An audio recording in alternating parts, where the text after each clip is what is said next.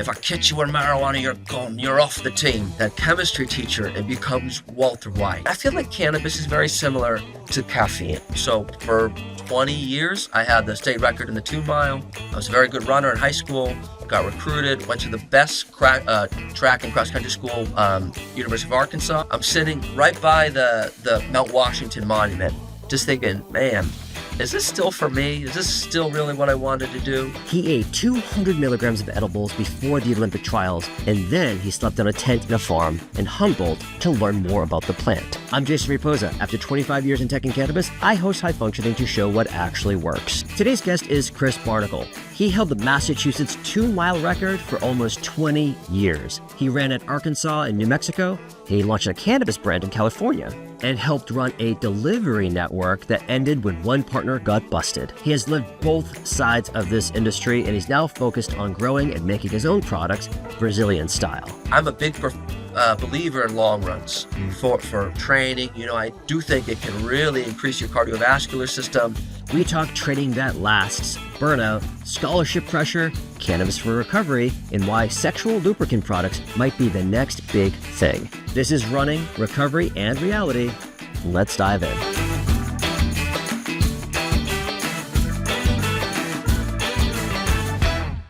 I'm Chris Barnicle. I've been using cannabis recreationally since about 2005. 2013, I got into the industry in California. I got out of the industry in California in 2016, came back to Massachusetts where I've been doing some government work and been growing using, I was very proud to vote in 2016 for the recreational use of marijuana. One of the best things we have is that we get 6 plants per patient, 12 plants per household. And now's the best time of year, you know, those crisp nights and the hot days and watching my buds just explode. Yeah, I'm excited. I'm a big grower geek, but I also like to make a lot of oils. I make some hashish, and I even make my own sexual lubricant with THC. Yeah, we're going to get to that in a second because you were so kind enough to donate some. So getting into the stories a little bit. So you've been consuming since 2005. Why did you start consuming? Okay, yeah. So this is something that's a great story, but I had a great college experience. I ran track and cross country. In high school, I was, till 2 springs ago, I had the New England record in the outdoor 2 mile. That is insane. So I had, a guy has run 8:49 indoors. That was back in the 90s. One of the best, Franklin Sanchez, great runner. Then I broke Alberto Salazar's. I don't know if he won the Boston Marathon, won the New York Marathon, famous runner. Yeah. He had the Massachusetts state record from 1979 to 2004, and I broke it. A kid broke my record 2 springs ago. So for 20 years, I had the state record in the 2 mile. I was a very good runner in high school, got recruited, went to the best track and cross country school, University of Arkansas, which Arkansas, very conservative, and also NCAA, we got drug tested. But my college experience was so great and so sweet that I found a group of friends that are still my best friends today, and we connected through being runners that enjoyed cannabis. And we had our own house that we rented, and we were like almost a secret society that wasn't secret at all. Because we were friends with the swim team. A couple of us dated swim girls. The Frisbee team, they were a recreational sport at Arkansas. A couple football guys I became good friends with, and a couple baseball guys.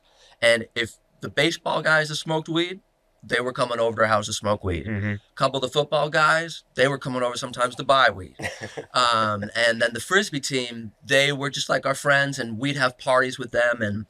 But we were like a secret society, because our coach was like, absolutely no drugs. Right. None. He was from Ireland. So he'd be like, you can't be smoking marijuana. If I catch you with marijuana, you're gone. You're off the team. Because he's an old school Irish guy, you know? Yeah. So there were people that obviously knew that we were smoking weed. You know, right. My hair was a little longer. My hair was like, you wouldn't be on our team with that hair. They wouldn't let me, right? It was a limit to this how long that this Irish coach would let us grow, you know? Right. And I was always right on the edge, and he'd say, cut your hair.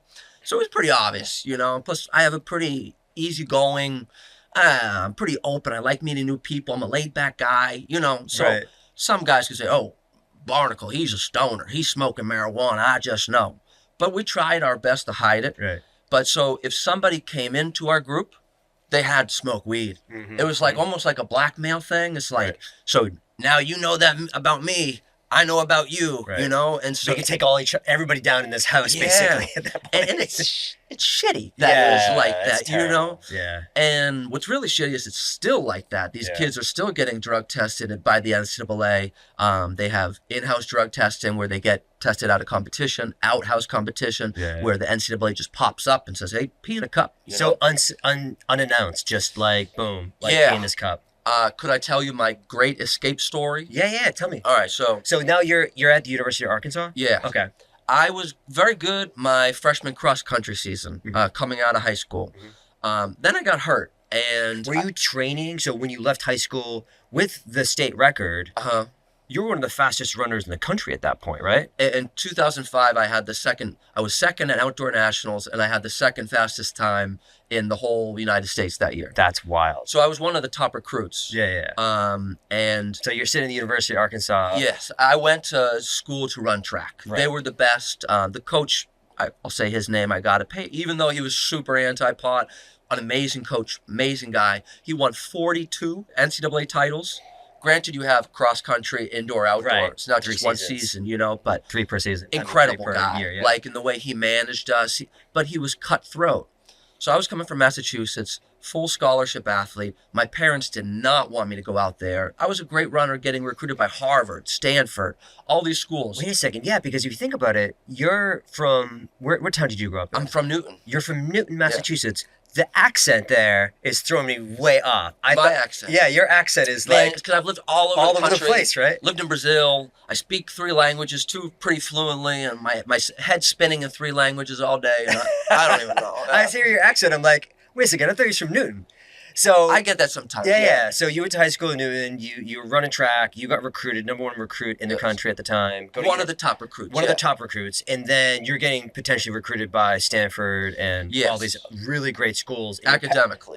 Oh, academically as well. Well, because Arkansas was and they still are like one of the best schools in track and cross country. Right. But academically, they're not awful. Like people do judge Arkansas. You know, it's a decent school for state, southern states, Midwest. You know, a lot of people come from Texas, Oklahoma, all over the area. You got the Walton School of Business, you know, so people get hooked up with a job at Walmart a lot. J.B. Hunt, Tyson Chicken. Bentonville, Arkansas actually has had, maybe things are changing with AI and tech, but the most billionaires per capita is in Rogers, Arkansas. Oh, Rogers, where Arkansas. Walmart is, Tyson Foods, very close by. So you're at University of Arkansas. They're testing you. Yeah. So my sophomore year, because the end of my freshman year, I ran very poorly, and I became a bit of a head case, honestly. Okay. And I was. What was it? Because of stress? Stress. I think I was the pressure away from home. The coach. One thing that's different now that the coach did is he'd line us up. This guy was a great coach, but he also in Oklahoma he had a cattle ranch. So he ran us like a business, you know? Right. We were cattle, you know? Right. So we'd come in our locker room, and he'd come in and he'd say, all right, gentlemen, today we're going to do weights, and then you're going to run 8 miles. But first I need you all to weigh in. And he'd say that to go weigh in. There'd be a sprint to the bathroom, everybody trying to squeeze out his shit, you know? Some guys were even making themselves throw up, you know? Whoa. It was intense. It was super intense. And he would call us out like, you can't do this now, you know. Like one friend, he came back from Thanksgiving break, you know. This kid, he was a freshman and he got 19th at cross country nationals. Incredible. You know, goes home for Thanksgiving and just fucking eats, you know. Just taking it easy. That's one of the things I love about working out like that, or when I do like long bike rides for like the PMC or something like that. I'm like, I can't wait to just devour a ton of food afterwards. Yes. You burn so much calories. I can't even imagine at the top NCAA. I mean, when you do a lot of cardio too, you feel like you have cravings for a lot of carbs. You're trying to burn. You're trying to get back what you burnt, right? Yeah. Glycogen stores are just out of your body. Exactly. So it's like that's why anything with sugar or pasta, breads tastes amazing. Yeah. You know, you're taking it to recover. Right. He comes back, first weigh-in, and the coach said this. He goes, I'll leave out my friend's name. So his name's. He goes, everybody, after steps on the scales, everybody, I got great news. Pregnant. You can't say that today, you know? Right. And everybody laughed, but this is a 19-year-old kid. He's saying that too, you know, like it's a delicate situation, you know? Mentally, that could change. I developed a bit of an eating disorder my freshman year, sophomore year. A lot of dudes don't like saying that, and people think it's only women's sports, but it absolutely happens in wrestling, track, swimming, a lot of men's sports as well. So going into sophomore year, I had gotten a lot of stress about they're going to cut my scholarship. I don't know what I'm going to do. The coach had threatened it, like, oh, Barnicle, you got to pick it up. We're spending all this money on you. So finally, at SEC Indoors, I came through. My sophomore year, junior year academically, because I had redshirted, sophomore year eligibility. Finally come through. I get third in the 5K and I get third in the 3K. So I scored, I think that would be 12 points, and you need about 80 points to win a championship. So I really came through, you know. That's a lot of the points. I proved my worth, you know. That night, I had fucking fun, man. Yeah. Like, that night, let loose a little bit. Me and my friends from this secret society, not so secret society, we had a good time, you know. We won the SEC championship. There was two other, it was like the Stoners came through at the SEC championship, you know, and I got my NCAA qualifying time for the indoor national championship. So we smoked a lot that night. You know, we had fun. We would just, not that this is the greatest thing to do, drive around some of these random towns at night, you know, and just, you know, hotbox. There's a haunted place, Tilly Willy Bridge, where I've seen ghosts before. Maybe I had too much, maybe not enough, you know. And the next day, we go in, because we would have two practices. We'd have a 7 a.m. run and then a 3:30 run. 7 a.m. run, the assistant coach, hey, he was from Texas. Hey, Barnicle, how you doing, man? Tomorrow morning, 6:30, show up, drug test. So Saturday and Sunday night, I was smoking marijuana. Tuesday morning, I have a drug test scheduled. And what I did to my body between that time, 6:30 in the morning Monday, 7 in the morning Monday to 6:30 in the morning the next day was terrible, man. Drinking a ton of Gatorade, water. I started drinking coffee for the first time. My first coffee ever was a venti coffee with 4 espresso shots. It was like I had smoked crack for the first time, just the energy I had. Right. But and I drank a lot more coffee that night. I took a lot of laxatives. I was pounding water. There was a football player, him and I were on the same page. We were in the sauna that night that they had at the student rec center. They had a sauna. Probably about 3 hours I spent in the sauna that night, just making myself sweat like crazy. How I passed, but the next day, right now I weigh about 195 pounds. I'm 6 feet. Then I was really skinny. I was a distance runner. I weighed about 140, 145 pounds. 140 at 6 feet? Yeah, I was a stick, man, you know. But I probably passed 5 pounds. I was probably 135 when I took that test. So in a day. So all the, you know, THC, it hangs onto our fat, you know, our fat cells. Somehow I had washed it all out in 24 hours. But definitely do not recommend that for anybody. Well, so 2 weeks later comes the NCAA championship. First, I had to wait a few days to find out if I had passed the test or not. So the stress is even worse, you know? Yeah. I'm thinking, oh, God, I'm not going to run in the NCAAs. I'm going to lose my scholarship. I'm going to have to come back home, all this shit, you know? Defeated, yeah. I find out I pass. I line up. I race the championship. You know how I did? How? Dead fucking last. It's a 200-meter track. I got lapped by everybody. Oh, God. Because I had destroyed myself psychologically, mentally. Physically, waiting to find back those results. And if there's, you know, it's really fucked up that people are still in prison for selling marijuana. Right. For people that just have a fucking joint on them in some of these states.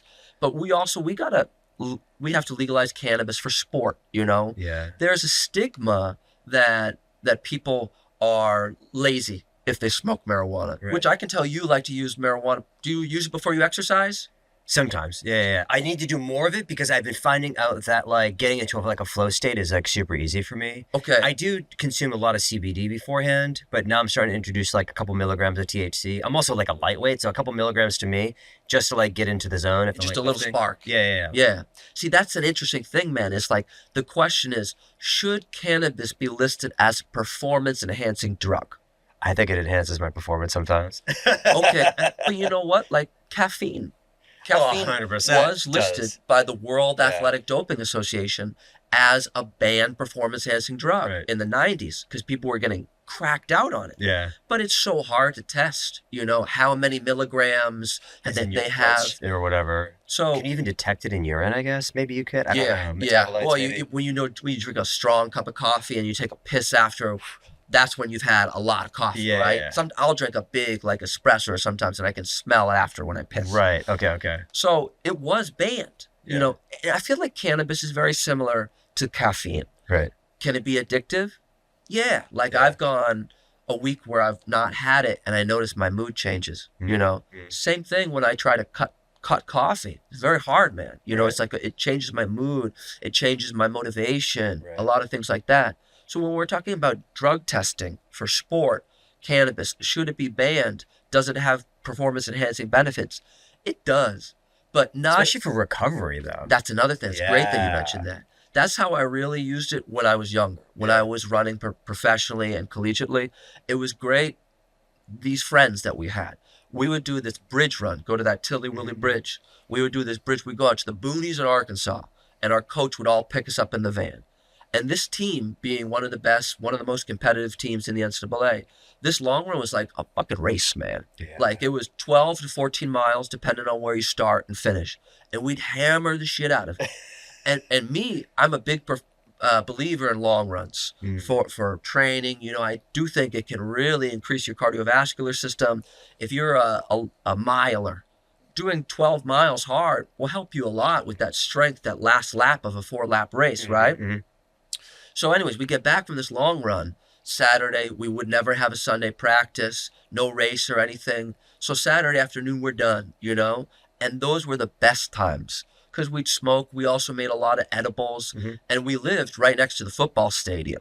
So we would just get baked in our house and watch people tailgate right outside, Nice, And then we'd come out, people would be drunk, they'd offer us food, We would sell parking spots at our house, make some money. It was a good time. But the best times were right there at like 9:30. We're walking back from the locker room, and we know we're all about to just get lit, Right. eat a bunch of food, stretch. All of us had our own foam rollers and shit, just Right. get the Nice. kicks out. Right. That was the best, man. I feel like that's such a, and I go back and forth with this a lot, even with my own kids, like the college experience, right? The college experience, I didn't have the best college experience compared to like I've heard of other people's stories, but I still loved it. Yeah. You're on your own for the first time. You get to kind of like make your own kind of name for yourself with group new, meet a ton of new people and experience all different types of games, such as like a big game. I'm sure football is probably huge. That's why you were selling parking tickets. 77,000 people, SEC football. Right. So I think, for my kids, I always try to figure out like, all right, if they want to go to college, obviously we'll let them go to college. But I think if they don't go to college, I think they're gonna miss out on something. Yes. Because they're gonna miss that college experience. And it seems like you had a lot of fun. I did. Although there was stress, obviously, because of the performance side of it. I had a great time. I don't regret, I went to the University of Arkansas to run. Right. So my freshman year, we all had these academic athletic advisors that pretty much would coast you through school, Okay. And so my academic advisor, his name was Flint. You don't meet people named Flint in Massachusetts. It's like a very Texas, Arkansas name, Flint, Flint. So we sat down and he goes, all right, Barnicle, what do you want to major in? And I was like, I have no idea, man. Maybe nursing? And he was like, how about Spanish? You got an A in your Spanish class. I was like, all right, yeah, fuck it. Let's major in Spanish.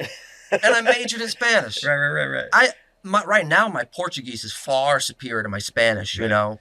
But that's just funny. I didn't care. I went to school to run. You know. Yeah. I ended up transferring. I went to University of New Mexico. I finished my eligibility, but same thing. You know, I got a grad degree in education. You know that. Why'd you change to the coach that I went there? He retired at the end of my junior year.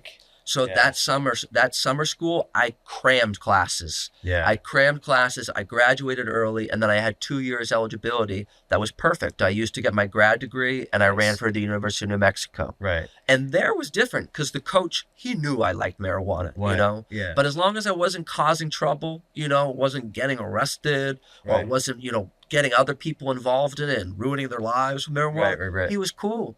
And there at University of New Mexico, I ran my best, you know. Oh, that's amazing. There, I was 2-time All-American. I ended up running fast enough to get a small pro contract after.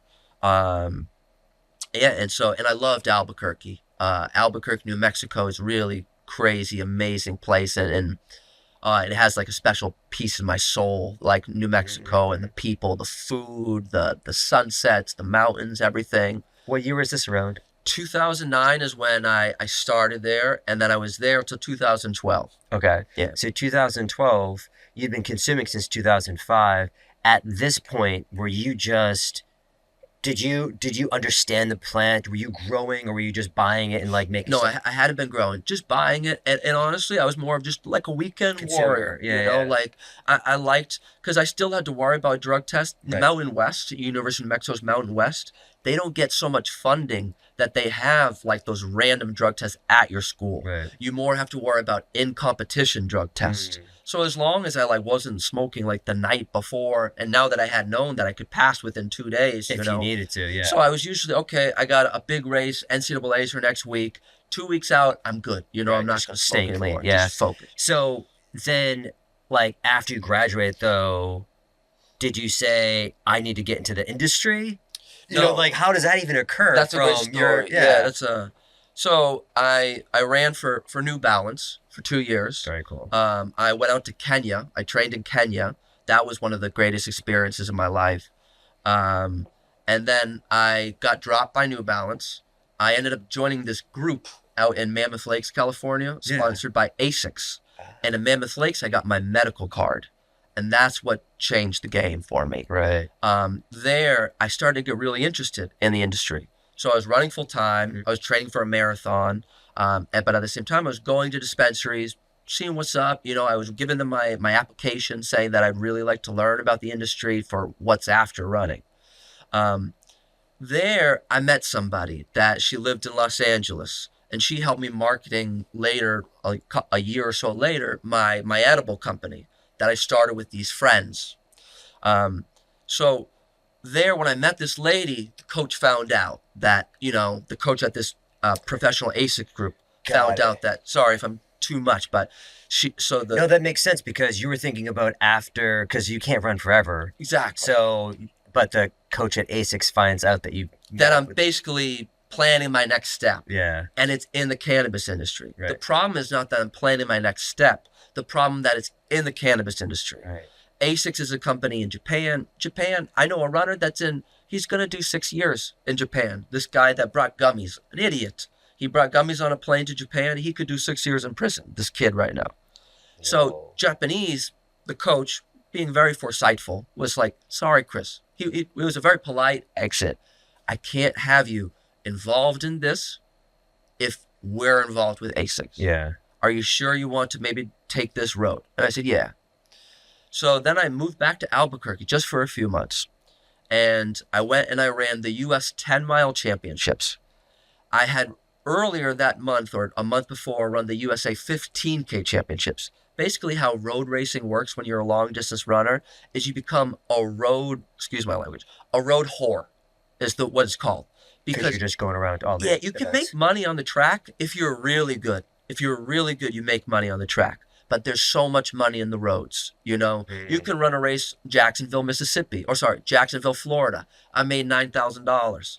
So I'm like, all right, shit. Let's go next month to Washington, D.C. Right. Pay for my flight, pay for my hotel. They pay for your hotel. They even sponsor that too. They give you because they want you to show up. Yeah, they want a big field, right?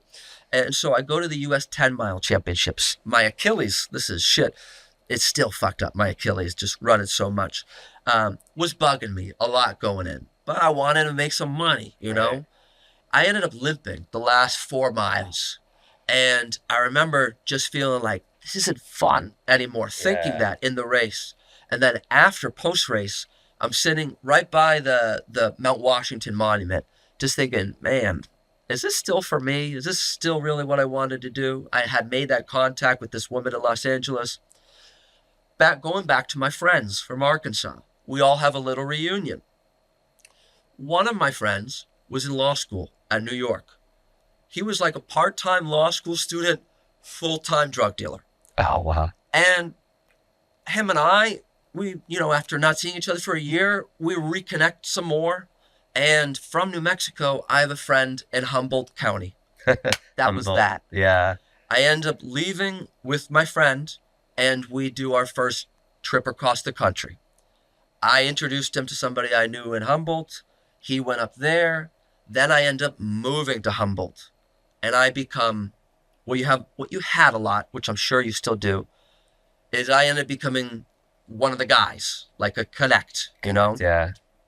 So from this group, we have one friend in New York, one friend in Texas, and then another friend in West Virginia. And we're doing this, sending stuff. Yeah. And I'm making a lot of contacts in Humboldt County, where I lived at first. Then I moved down to Los Angeles. I have our own edible company, and I start trying to shop it around. I'm shopping it around, and I meet these Koreans in Koreatown. They're seeing that my brand, I can't really hold by myself. This is Prop 215 in California. Yeah. So how the industry worked is you join a collective, And that's how it works. So there's collectives. Well, how it worked. Be it back in the day. Now it's Prop 64. It's very different. Yeah. I left when Prop 64 was enacted, 2016. Yeah. What I saw in Prop 215 was beautiful, but wild. Yeah. Like Wild West cannabis industry. You could just stuff. be carrying it in a van kind of thing. Exactly. Right? I'd go in. So these Koreans, they start hooking me up with flour. They see that I can work with vendors, or that I can work as a vendor and work with dispensary owners. And so they start giving me flour. They start giving me a lot of vapes. And they started giving me some of their edible company. And they say, why don't you learn some more and then go back to your edible company? Meanwhile, I'm still doing this thing with my friends. Right. That are spread all around the country. Yes. And that became like a greater source of income than what I'm doing with these Korean guys. Right. The Koreans and I get into a disagreement about the vapes. I lived in North Hollywood, which is on the other side of the mountains and from Hollywood and Los Angeles. It gets hot. It's in the valley, right? Mm-hmm. A bunch of vapes leaked, and it became an argument. Whose fault were the leaked vapes? And I'm talking about a bunch. I'm talking about like close to 200 vapes. Right. A lot. And they're saying, you live in the valley. You're driving all over Los Angeles, which was true. I was driving everywhere. And then I had a 1988 Mercedes diesel, like old car, not like a grade AC or anything. Yeah. But I'm taking care of my shit, man. Like I'm putting I got a cooler with ice packs. I go and I would go, if we're talking about how big Los Angeles is, if I would go a lot of times from North Hollywood all the way down to Wilmington, which is almost Long Beach, right? We're talking about maybe an hour and a half with traffic. Okay. I'd go to a gas station, buy more ice, So I took care of the product, because the product's not going to sell, man. If you got a leaky vape. Nobody's going to buy it. No dispensary owner's going to, let me get all the leaky vapes, ones. I'll take the leaky ones, yeah. If you're into cannabis, entrepreneurship, or just like hearing from people who actually build things, check out High Functioning. It's real talk with founders, operators, and big thinkers. No fluff, just game. New episodes drop every Friday, and you can subscribe and listen at highfunctioning.show. All right, let's get back to the show. So we got into a dispute, and we parted ways. Then I started working for another distribution company that they were getting everything in line for when Prop 64 went into place, which was cool, but they weren't ready. And so when I applied for this distribution company, they asked me, where do you have connects? Where have you sold before? And I told them, Koreatown, I knew a lot of shop owners. North Hollywood, Northridge. One time I went into a dispensary. This is how crazy Prop 215 was. Tell me. I went into a dispensary in Northridge. There's a lot of Armenians in California. I don't know if you ever... Armenians are cool people, man. And they're super alpha. They're very badass, very masculine. Yeah. So and Armenians, they run a lot of the kind of gang shit, over in California. I go into the dispensary in Northridge. I have 200 vapes on me. Right. And I say, hey, man, I just want to show you. I show them the brand vape. And then there was two. I won't say their names. I don't even know if they're still around, honestly. Yeah. And I show him the two vapes. And he goes, how much do you have? So, I have 200 in the trunk of my car. He goes, you sell them for 25 a piece. Sell them to 22 for me a piece. And I'll take them all right now. Boom. Done. That was awesome, To sell it all at one shot. I didn't schedule a meeting with this guy. Yeah. I just popped in, cold call, and sold 200 worth of vapes. These Koreans were elated, Yeah. And that guy became a pretty regular customer that would buy anywhere from, never that many again, but 50 to 100 vapes at a time, But what happened with this other company, distribution company, that was working in line with Prop 64, so they sent me to Compton, where I had worked before. They sent me to Watts, where I had worked before. And I've only heard of these towns from reps. And yes. So the problem with this is their product was awesome. They were selling mostly flower from Humboldt County, all lab tested. And one thing, I love outdoor flower. Yeah. I think I might like outdoor flower more than indoor flower, But I know outdoor flower is cheaper to produce. Anybody knows that. You don't need electricity, right? Exactly. Hello, no brainer. Right. So this distribution company had high quality flower that they were trying to pay their farmers very well, which I support 100%. Yeah. But then I would go into a Watts or a Compton or East LA dispensary, and I'd say to these pretty old school guys, yeah, this is some Gorilla Cookies. It's 2,400 and it's outdoor. And they'd laugh in my face. 2,400 for outdoor weed. You're insulting. Yeah. When I was getting it up there from a kid from Newton, Massachusetts, getting it up there from 11 to 13. Yeah. And I was meeting middlemen. I very rarely met a farmer up there. Right. The Koreans that I worked with, the best Blue Dream I'll ever smoke in my life. Right. 2,300 a pound, indoors. Yeah. So when I'm trying to sell outdoor flower, 24. It wasn't happening, man. Yeah. So I end up quitting, and I end up investing everything that I had, and into your own thing. Into my own thing. Yeah. And an ex and I went back to Humboldt County. This time to learn how to farm. And I end up on a farm. If anybody here is listening, if you have a high maintenance girlfriend, never ever live with her on a farm. That was the stupidest thing. Wow. My wife now, she's Brazilian, she's very feminine, she wears makeup. Hell no, I'm never going to live on a farm with her, right. In a tent. Crazy idea. Right. We broke up on the farm. Yeah. This dude that taught me to grow, he was a Vietnam vet like my father. That's how we kind of connected. Yeah. He was in the same place in Chu Lai in northern Vietnam. This dude was a badass. Humboldt County's crazy, man, because it's like lumberjacks with hippies, some mixed together and have like their own breed, like a hybrid of that. Right. Some are It's more different. lumberjack, some are more hippie, like really hippie people, but a beautiful place. This dude was probably had a little bit of PTSD from Vietnam, but what he taught me about growing, I'm still implementing today. Wow. This is 2016, so 9 years later, a lot of the lessons, a lot of the things he told me, I'm still using today. Dude was cool as hell, man. Yeah, right. But so when this ex and I got into a really bad fight, and it was about talking to exes on phones. Oh, no. I wasn't talking to an ex. I saw her talking to an ex. We fought for a few days, And then she just snapped, just going crazy with each other. Because I worked on the farm. She did nothing, you know, the whole afternoon. This Vietnam vet calls me into his trailer. We lived in a tent on the other side of the farm. He lived in a trailer. My ex was threatening to call the police.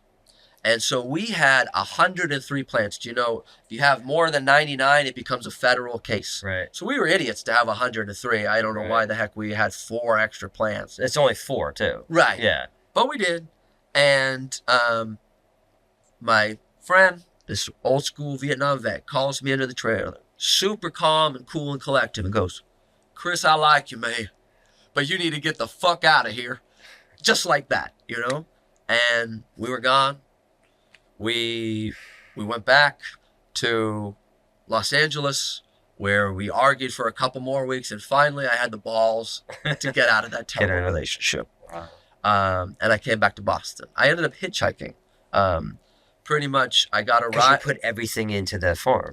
That and I lived a very crazy California life. I left out one of these friends got arrested, and that I lost a little bit of money.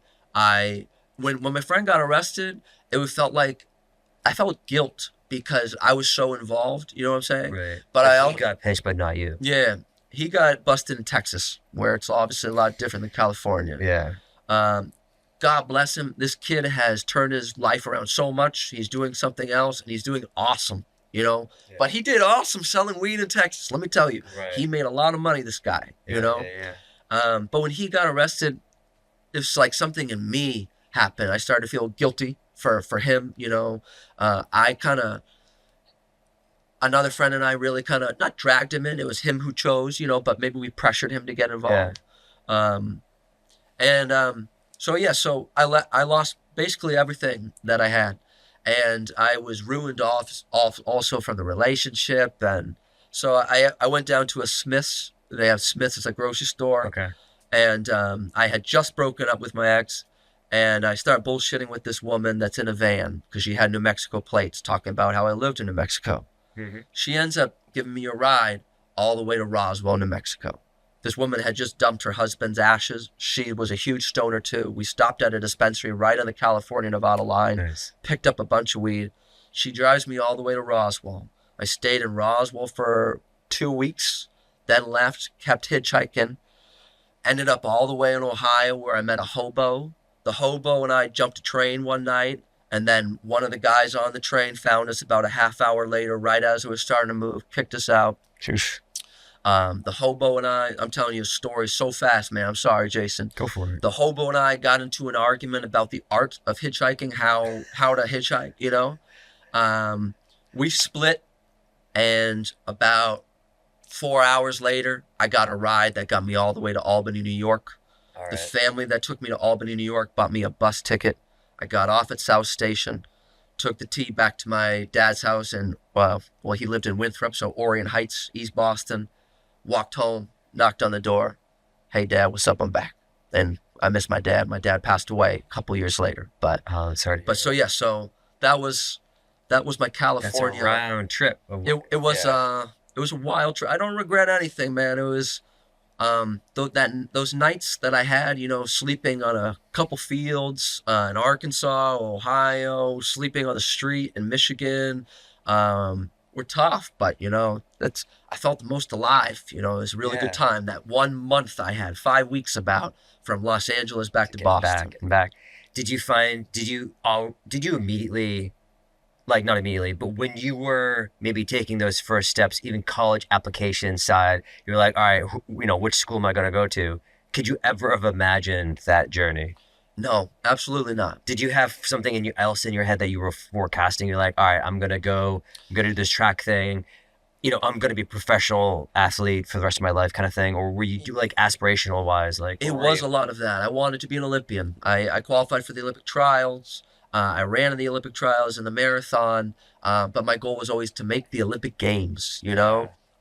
But then I think cannabis, I started to really think, you know, back to 2005, 2006, I started to see like, this thing's going to explode, you know? Right. So it was one friend in particular, super entrepreneurial guy, very smart, that taught me how to make a lot of the oil.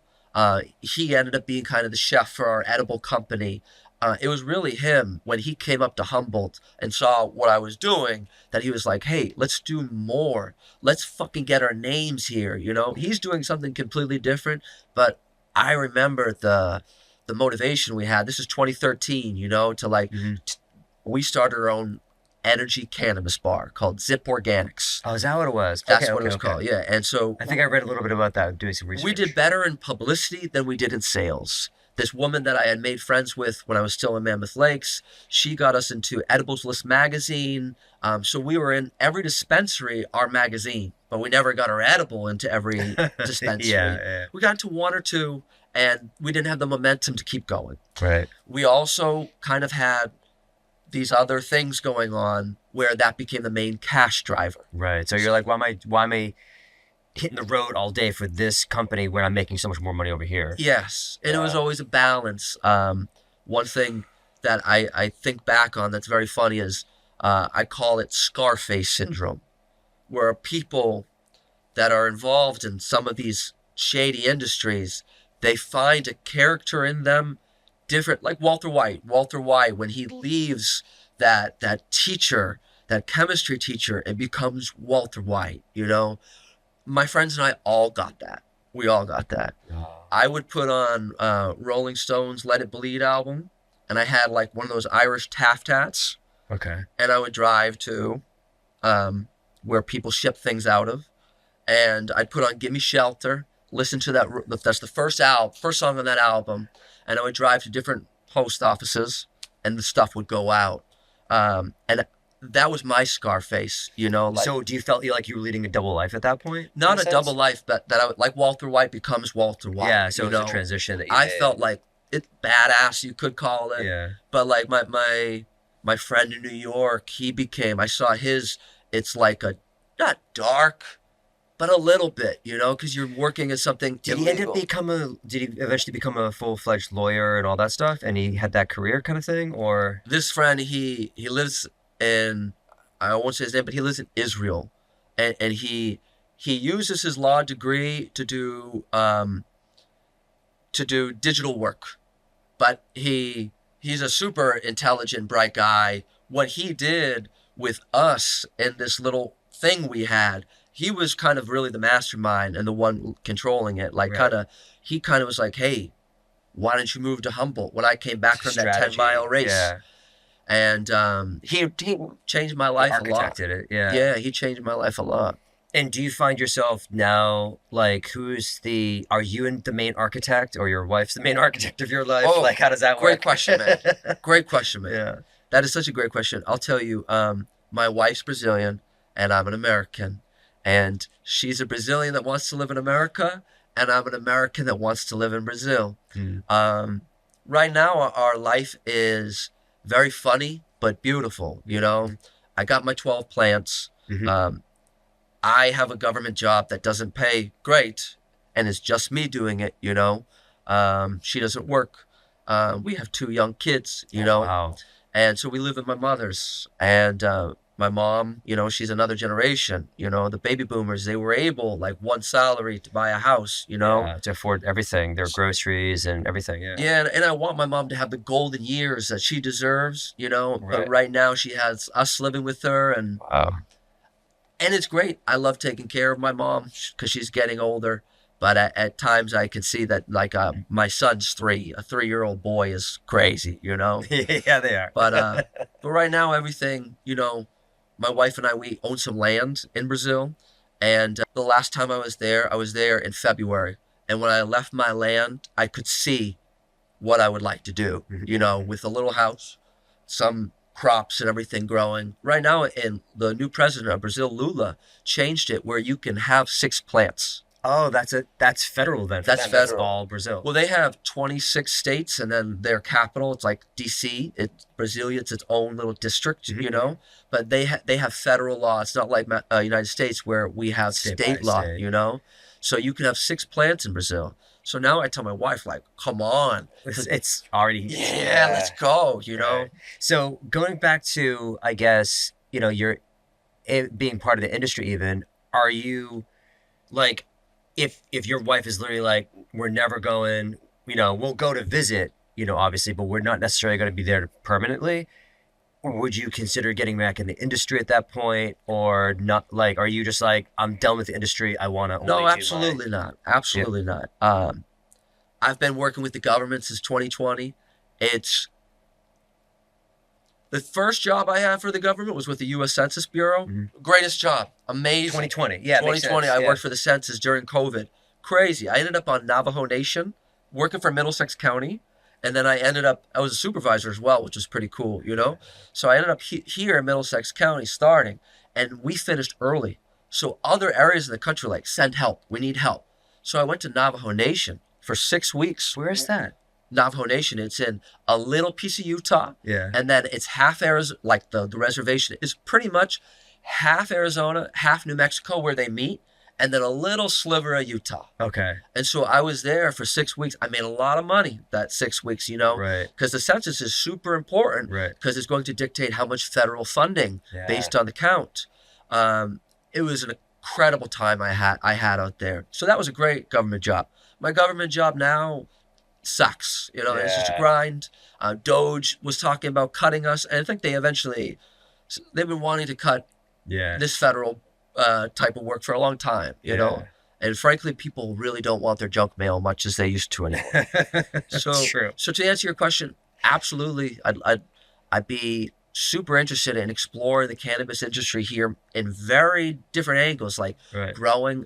I'm something passionate about. Every year I get better at growing. This year I lollipopped my plants. You know what to me is lollipop? Yeah. I lollipopped my plants a week and a half ago, and they're just gorgeous. I can just stare at them. Right. They, as the buds start to get fatter and fatter.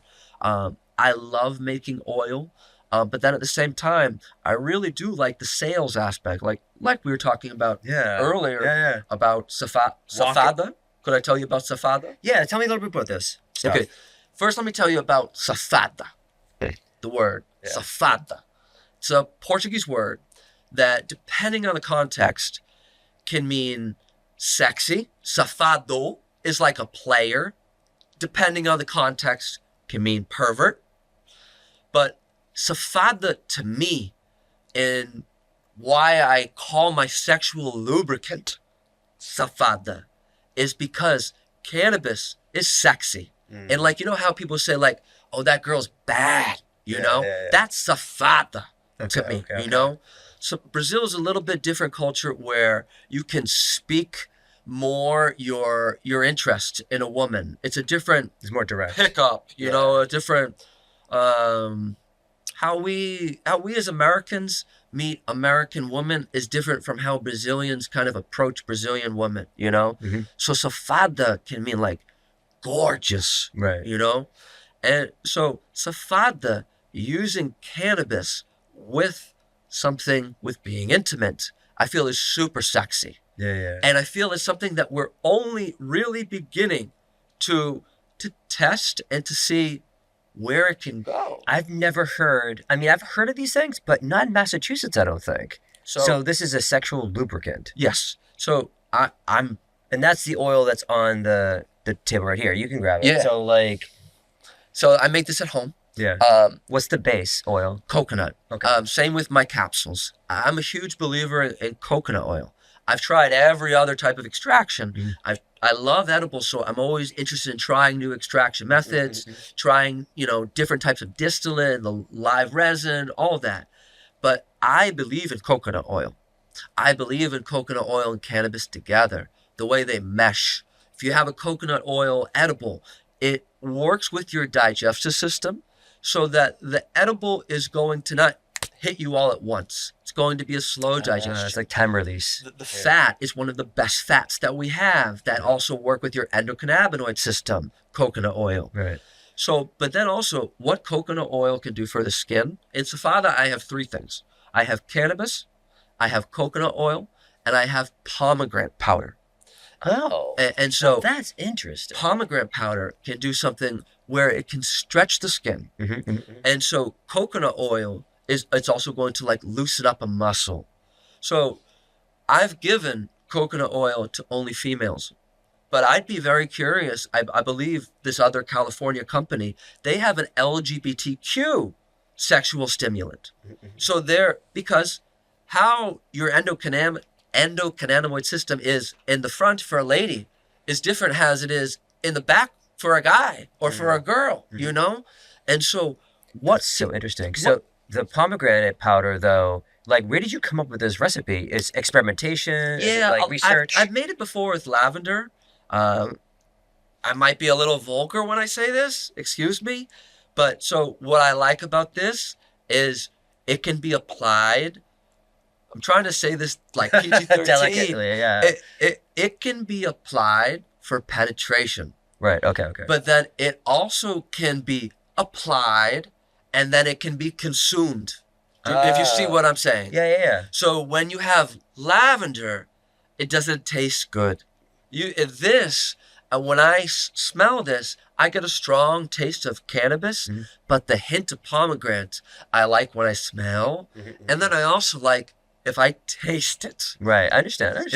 And so that's why lavender works for maybe a topical with cannabis, right? But it doesn't work if you want to eat it as well. Right, exactly. I get it.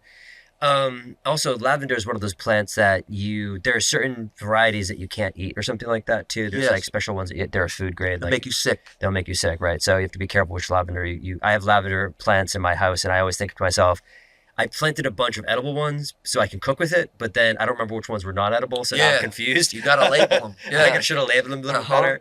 And so this is your own home grow as well, right? So you process all from my home grow. These capsules. How did you process it though? How did you make the oil? Different for the safada than it is for what I call cowboy capsules. Well, this is pretty dark. So I was thinking this might have been like even like an RSO kind of extraction. No, thing. it is all coconut oil, a touch of water, and pomegranate and cannabis. Right. And so but the cannabis oil itself, how is it processed? Yeah, so it's coconut oil that I take in the crock pot and I cook. I decarb a little bit on high, then I go to a slow cook, let the crock pot do its thing, man. Then once that's cooked, then I'm going to put in the pomegranate powder and I'm going to get like a type of mold type feel to it.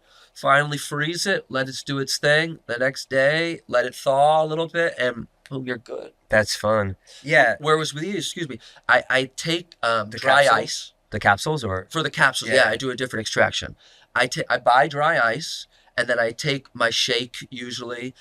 Sometimes I use a little bit of nugs, but I usually just take all my shake from my grow and I'll make a bunch of caps to help me through the year. You know, that's pretty much my routine the last 7 years, Wild. You know.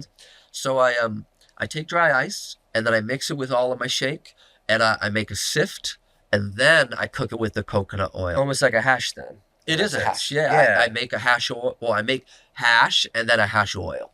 It's fun. So, do you grow specific strains on, like, are you always trying to, like, strain hunt or pheno hunt a little bit here? Man, that's a great question because what I have here with safada is I have an indica, right? And the cowboy caps are made from last year's Girl Scout cookie. Okay. And so this one is from a Kush, you know? So if we're talking about topicals or something that's going to be like a sexual stimulant, I don't have female parts. I don't know. Does a sativa gonna feel different there? Right. Do things different there than an indica? I don't know. Like we were saying, there's so much more in this industry that's going to replace big pharma and going to replace kind of a lot of other industries that we don't know enough. And I think that's the problem is that we don't know enough. Yes. So you said there's a company out in California that's doing some of this stuff as well. And like, do you ever see this product maybe coming to the Massachusetts market?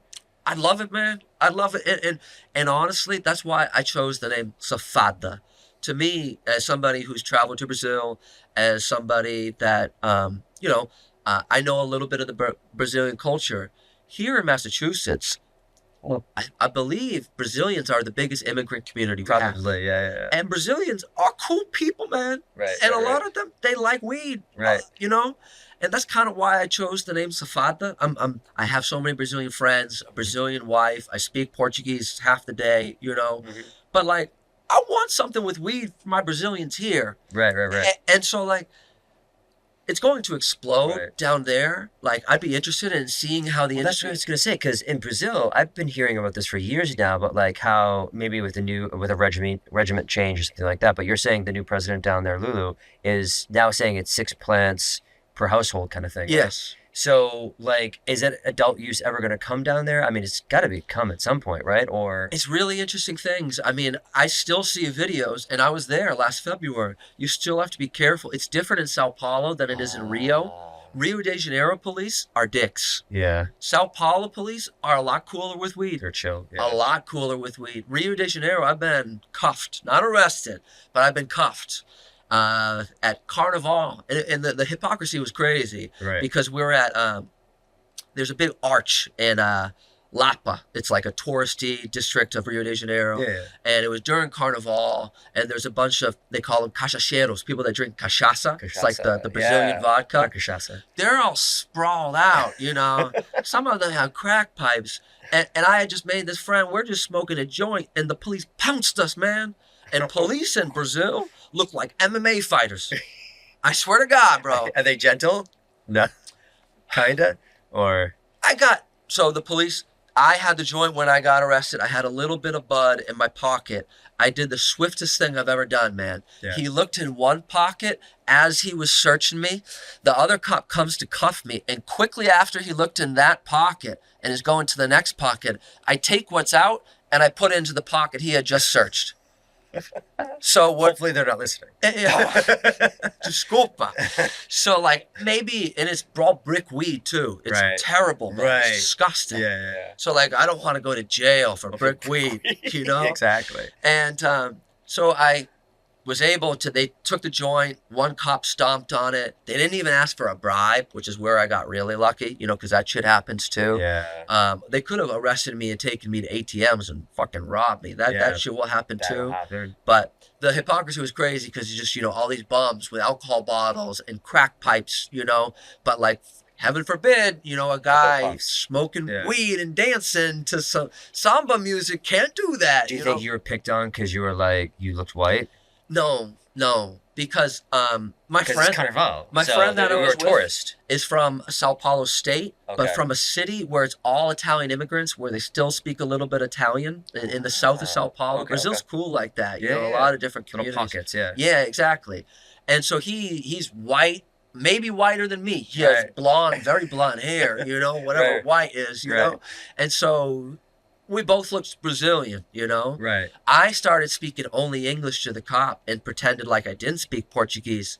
That Do you think that helped? maybe, Yeah. yeah. Because you're like, oh, he's a tourist. I don't want to mess with tourists It could've because been the US opposite, where they- citizen. Yeah. Exactly. It could have gone the opposite way. They were like, "Oh, he's a tourist. He's an American. He has money. Let's Go rob him. Yeah, it you could have know? gone either way, I guess. Yeah. But that night it worked out well. You know.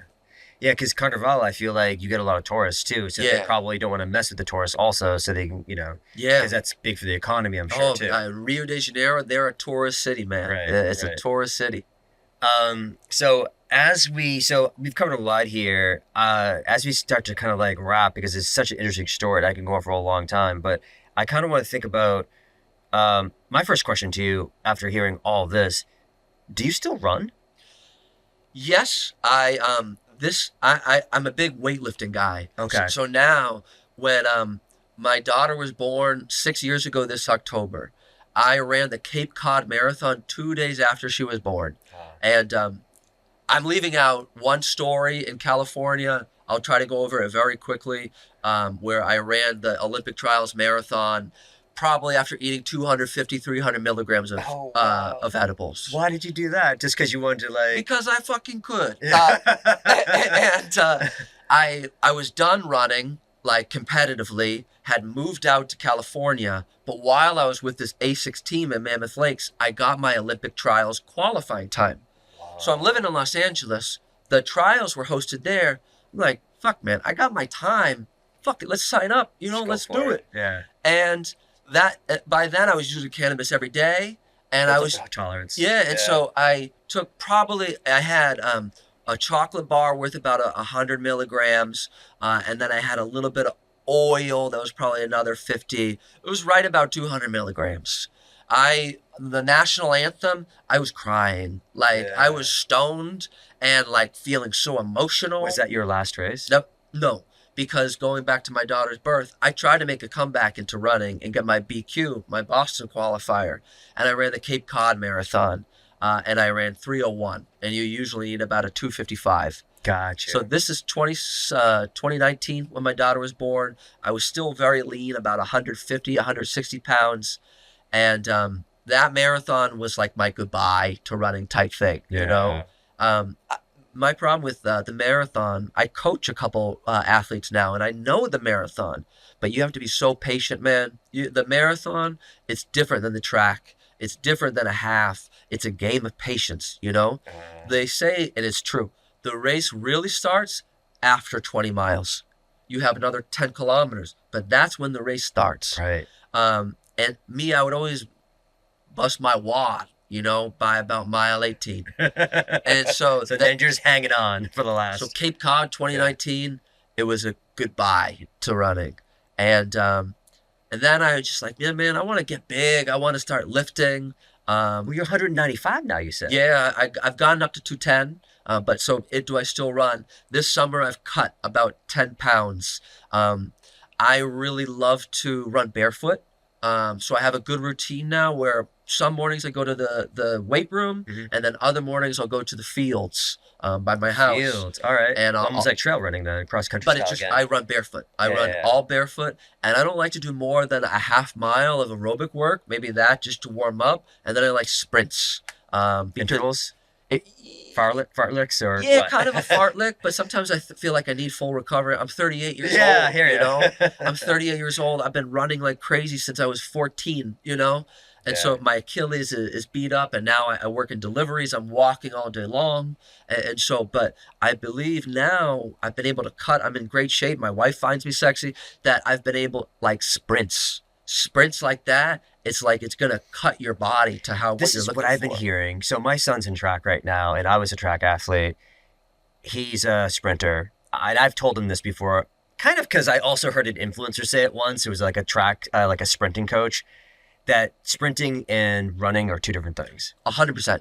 Yeah, 100%. Sprinting is like it's a lot of technique, skill, obviously, and I think in both, but it's just different, right? So mechanics is everything. Yeah. You know, whether we're talking about the marathon or 100 meters, we could look at a guy like Usain Bolt. Why was he so great? Some people talk about his frame, you know, and that stride where he never really starts to run. It's like a continuous bound. Do you see what I'm saying? Yeah. Because he's just 6'4", I think, just a monster. Yeah. Compared to traditional 100-meter runners like Maurice Green, if you remember him from 2000, was like 5'5", just like a pit bull, like a brick, you know, like a running back type thing, you know? Right. So, but with sprinters especially, it's about that bound. It's also, it's going to be mostly anaerobic, right? You know? Mm-hmm. So the mile is fascinating because the mile, they say, is 50% anaerobic, 50% aerobic. Yeah. So everything else under that, you're really going to be working the anaerobic muscles. Side. Yeah. And if you're a sprinter and you do too much aerobic work, you're going to, people might dispute this, some exercise scientists would say that, but many people believe that when you're a sprinter, you want to do less aerobic to keep your anaerobic popping. Right, you see what I'm saying? You're gonna if you train on one side too far, the capacity to do the anaerobic side, it kind of gets lessened at that point. 100%. That's so interesting. Yeah, because you know I challenged myself and then I got injured. Unfortunately, I think it was like 2 years ago, and I was trying to get my 400 time down to like, 52 seconds again. That's flying. But that's what I used to do in high school. So I never got to 50 in high school. I had like 52 and a half, maybe like 52.9 or something like that. That's awesome. In high school. I ran 52. I was a miler, 2 miler. But you were a long distance. You have an excuse. But it was good to have some speed too. Yeah, no, that's fast. Right, exactly. So when I went back to the track, I had my daughter film me because every summer I try to like do something. How old are you? 46. Bro. I'll be 47 this year. You're in your 40s. You're on sub 60 quarters. Yeah. That's no. I didn't get there though. Okay. I said I was trying to train back to it. Okay. So the first time we went out, it was like, and I remember this. I tell my daughter. I was telling my kids the story all the time. I was like, my first day of track ever, my first meet ever in high school as a freshman, and I did a sub 60. I did like 59.5 or something like that, right? And everybody was like, oh my God, that's amazing, because we didn't have that many sub 60 runners already. So, and I was a freshman, and I was so small. I was a really small freshman. They were like, this is amazing. And when I ran it, I think it was like 2 years ago, so I was like probably 44, 45.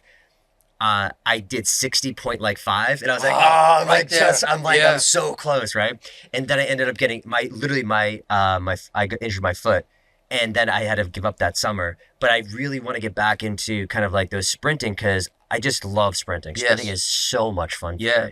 And as you get older, I think you have to, like, because we lose every year after 30, you lose a certain percentage of your testosterone. And muscle, too. And muscle mass. And your anaerobic capacity, your aerobic capacity as well. VO2 max, that goes down as you get older. Yeah. But to be in your 40s and have pop running 60-second quarters, man, that's great, I'll definitely break 60. I feel like a little bit inspired right now just to like get out there again. I know it's going to be fall, but I feel like that is something that I can hold on to. I think, because there are people out there like a Malcolm Gladwell.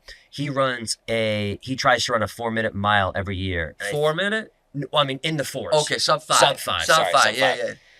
Sub 5 minute. And I think he's been able to do it every year. And I think he's in his 50s now, or something like that, right? Yeah, so he's a big running fan too. Yeah, so it's like those kind of goals that keep you motivated year after year to be like, all right, this summer. So one summer I was I pledged to like dunk a basketball, so I got that one right.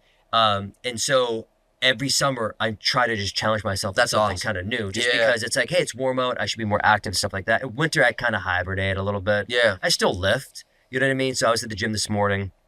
I try to go to the gym 3-4 times a week. But in between, I have 3 kids myself, so like it's just a lot of balancing of things and stuff like that. But now that my son's in high school and I see him run, and he runs a faster 100 than I ever ran, so I'm like, I'm inspired by him too to be like, he's 14 years old, he's running 11.2s or something like that. 8th grade or freshman? He was a freshman. Now he's a sophomore this year. Okay. Have you been to BU? Has he raced at BU, Boston University? No. Oh, man, even you for some of the all-comers meets, it's one of the fastest tracks. All-comers meets? Yeah, it's one of the fastest tracks in the world. Oh, I gotta look into that. One of the fastest indoor tracks in the world. Yeah. Like, people from the West Coast are super jealous. Because you got a really fast track? Yeah, because, there's a lot of tracks in Boston. Right. Or New England and New York, but the Boston University track, people come from all over the country to run in the Boston University meets, and people get their NCAA times. Right. It's a fast track. You'll go sub 60 there. Yeah, I bet. I should train up a little bit more for that. But the town right now, the high school, they're redoing the track right now, so I'm super excited to jump on that track as soon as that's done. But track was one of my passions, one of my loves when I was a kid too. And so when I found your name, I was like, oh God, I got to bring Chris on. This is going to be super fascinating. I didn't know that you had run and that you were a track fan too, man. A huge track fan. I still watch it to this day. Obviously a lot more to the sprinter side, but I was a high jumper too. And so I sometimes would catch a high jump event. But, it's all the controversy right now with Noah Lyles and Kenny Bednarik. It's just like that. Yeah. Like they pushed, Kenny Bednarik pushed him at one of the events. Though. I like that. I think that gets them on ESPN. Yeah, it did. Rivalries. The Tyson Gay, Tyson Gay, more Justin Gatlin. That was a good rivalry. Yeah. They kind of try to get them to go be a rival against Bolt, but it just, he was just so much better. Another level. So much better. Yeah. And I feel like, I don't know if we're going to see another Bolt like that, because his stature was huge. His body, his frame, everything was just... So he has a different style, I feel like, than anybody else, because he has to do with what his body is. Right, exactly, yeah. But, I've never been a strong 100, but 400 I was actually decent in. But, kind of part of this conversation has definitely inspired me to kind of get out there on the track again. How about the new spikes? What do you think about the new spikes? Do you know about that? No, I don't know about the new spikes. Oh, that's a good one. So, I don't care about the kid that broke my high school record. But he's running on the new spikes? But the new spikes, people say, make a huge difference. Do they really? And I'm talking huge difference. Yeah. Like for elite level 1500 guys, there's a kid, Jacob Ingebrigtsen. Yeah, I know Ingebrigtsen. Yeah. He's very good. Yeah. I don't want to knock him at all. He's incredible. And he has a different level of training. He trains in like zone 4 all the time. That was his father doing with all of his sons, right? Yeah, you know it, man. They've changed the way people train. A lot of people have adopted that philosophy of training. I just saw a video about this literally the other day, and I can't remember where it was, on YouTube, but it was like, Dr. Brad Steinfeld. Anyways, but it was like how certain levels of training, it's cyclical. It's just like everybody's like, all right, we got to do tons of volume, and then somebody will come up and be like, actually, we got to do low volume, and like it just contradicts itself constantly and cycles through and all these things. But now I'm hearing a lot more of Ingebrigtsen and his style. Yeah. Now it changed now again. So, but people are getting faster and faster times. So he's run 3:26 for the 1500. Yeah. That's amazing. Yeah. But the world record is 3:26 from Hisham El Garouj. El Garouj is the guy that was my childhood idol growing up. A lot of people believe that he was doping. No one has come close to 3:26. People like 3:30 was a great time 6 years ago. Right. Now you have all these guys that are breaking 3:30. Yeah. When I was in college, if you broke 4 minutes in the mile or even ran 4 flat, you were going to go to NCAAs. Yeah. Now it takes a 355, 356 to get in. So these new spikes for 1 mile, people are speculating make you 4 seconds faster for elite runners. Well, that's, I think, a good point for the audience to note is that, like, we're talking about, it helps if you're elite already. Yes. If you're just like a weekend warrior going up for a run, like your times are going to vary by a minute. You know what I mean? But these super spikes and their super shoes, that's what they're called. I've heard the super shoes before because I remember the stuff with the marathon runner. Kipchoge. Yeah. And he had like these special Nikes that give him that extra little like 10% extra bounce. It bounce. It's like a spring, right? Yeah, it's a spring. And so these have exploded, you know, like, and so, but for people that are recreational runners, even them are benefiting a lot from the super shoes because they recover better.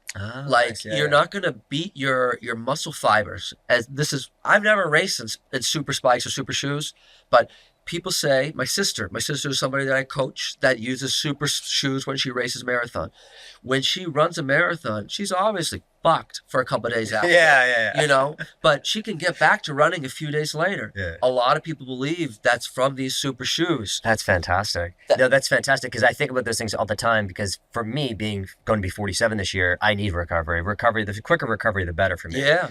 I remember I ran as a bandit the Boston Marathon once. Oh, you did? It was a dare. Yeah. We were at the end, right? Everybody just tags on at the end. Whoever just doesn't have a bid because it's like a $10,000 fundraise commitment or something. Did you start all the way to Hopkinton? Yeah, I started in Hopkinton, and we just one night we were super drunk, and we're just like, hey, I think we were the marathon. It was 2 weeks before the marathon, and no training, and we were just like, fine, we'll do it. And basically, we were like, all right, we're gonna train tomorrow.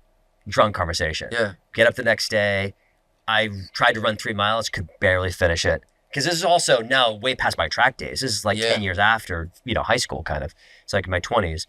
And when I go, we do the marathon as a bandit. I couldn't walk for 2 weeks. Yeah. Actually, what happened was I finished at the same time as there's a pregnant lady who was on, I think, NBC the next day. Okay. And it was showing her like crossing the finish line, and I'm like behind her. You got a little TV time. I was like, nice. And I was like, yeah, I remember that lady. She passed me at the end. Yeah. So that's how awful it was for actual the whole thing was just it's a resiliency thing. It was more just like, can we tough it out and do it? Yeah. Not trained, not prepared at all. But I couldn't walk for like 2 weeks afterwards. Yeah. It was tough. Our bodies supposedly are not meant to go over 20 miles. Oh, so your right? glycogen rereserves will start breaking down. Yeah. And then also, I mean, what you're doing, you're just pounding on pavement, you know? Yeah. When I went to Kenya, these guys, the Kenyans, they don't like running on the pavement. They'll go on only dirt roads. They have one paved road that they use maybe 3 weeks. Not all of them, but some of them. It's like prep. Yeah, exactly. They'll do a big long run. That's kind of traditional, like 3 weeks out, a month out before a marathon. One philosophy of training. You'll do a huge long run where you're getting close to race pace for maybe 20 to 22 miles. So you're nearly there, you know? Yeah. And so, but a lot of the guys, they'll only go on this paved road for that run. And some of them, they won't go just run to them at all. It. Yeah, just to feel it out. Yeah, I mean, all this stuff is super, super fascinating because they're like, you're pushing your body. And again, I like to throw myself in situations and figure it out. Like, I'm just going to do it. It's almost like the hitchhiking side. It's just like, I got to get over here. I'm going to figure out how to get there. And you just, whatever comes your way is what you're doing kind of thing. Yeah. So I like to put myself in situations that are super challenging and just like find a way out kind of thing. So anybody, and this is for the audience too, anybody wants to challenge me to be like, hey, let's go do this. If you're doing it with me, I'm in kind of thing. You know what I mean? If you're going to be like, hey, you go do it, I'll stay home and watch. No, it doesn't work that way. Yeah, you want people involved. Yeah, if you're coming with me, I'm in. Like, whatever it is. Not about to run a 200-mile like a Goggins, but like I'll definitely like do some interesting things with people. Pushing your body is the most amazing thing. You know, you were talking about doing something new every summer. This summer, I'm getting good on the monkey bars with my daughter. Nice, you know, yeah. And I started researching it a little bit about, like, you know, people talk about evolution and, you know, our cousins. You know, and so it's called bronculation, when you get that swing and everything. And at my gym, they have a very tall, long one. And now I can go all the way down and back 3 or 4 times. Does it feel natural? It's helping the abs, man. Yeah, like I bet. that V shape that people try to get. Like monkey bars. You're doing the V action, right? You're swinging, right? Right. So you get here, you get your deltoid muscles. You're going to work the traps very hard, your shoulder, your grip, but also you have to squeeze your ab muscles as you swing. On each swing. And my wife was calling me fat, like back in like February. Stop saying that. I don't get that from her anymore. Perfect. So, Love it. I gotta find some monkey bars. I think the monkey bars are fun, man. It's really fun. I feel like that would be super fun. I remember being a ton of fun as a kid, but I would do it occasionally with my kids a little bit. But like there'd be like, you know, the monkey bars are like this far off the ground, so it's like harsh for me to like do them. You know? Like you were saying to the audience, like. Yeah. If there's any sick monkey bar sets, like anywhere in Massachusetts, like let me know. Right. Like my daughter and I want to go check it out. We want to go check it out. Fantastic. Any last thoughts that you want to wrap with before we break? The cannabis industry, like we said, it's really just starting. I'm really hoping for some rescheduling going on, so we could start to research more. That's one thing. Legalize is another thing. And then we're talking about once it's legalized, once it's rescheduled, then maybe the NCAA gives these college kids a break. These athletes that can't use it, that use Prozac or whatever because they're depressed about that they can't eat carbs or whatever. Right. I'd love to see that. That's all happening. But like we said, there's so much more happening in this industry. I would love to see something like Safada come to the Brazilian community, share it here with the rest, because I think every couple could enjoy a little bit of Safada in their bedroom. And we got to figure out how to get to the market. Opening your mind, man. That's what it is. People are opening their mind. Have you seen at the dispensaries, there's a dip, a cannabis dip? One of dips. Green Meadows makes it. We wouldn't imagine that 5 years ago, bro. Right. I don't think in 2016 people were ready for that, you know? Yeah. So, I mean, this Safada, suppositories, that's another way to use cannabis, you know? Yeah. Put it in your butt, you know? Like, so we don't know anything, man. It's 2025. It's all still right now. Where this industry is going to be in 2035, I don't know. Nobody knows. But I would really love, whether it's here in Massachusetts, in Brazil, or anywhere in this universe, I would love to be a part of it. Appreciate it. Thank you so much for joining us, Chris. Thank you, Jason. I had a good time.